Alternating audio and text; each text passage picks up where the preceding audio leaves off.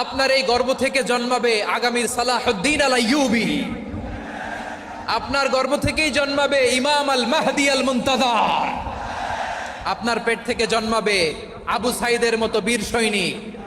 আপনার পেট থেকে জন্মাবে মুগ্ধের মতো বীর মুজাহিদ। আপনি জানেন না কে আসবে আপনার পেট থেকে। সময়টাকে কাজে লাগান, ইসলামকে বোঝেন, মানেন, আমাদের ইসলামিক লেকচারগুলো শোনেন। আমরা যে বার্তাগুলো, ইনস্ট্রাকশনগুলো, দিক নির্দেশনাগুলো আপনাদের খেদমতে রাখি, এগুলো মেনে চলুন। আপনিই পারেন আপনার ঘরটাকে জান্নাতের টুকরা বানাতে। একটা family, it's a very big institution and you are the MD, the managing director of this institution. চিল্লায় বলেন ঠিক কি না? চাইলেই পারেন ঘরটারে জান্নাতের টুকরা বানাতে।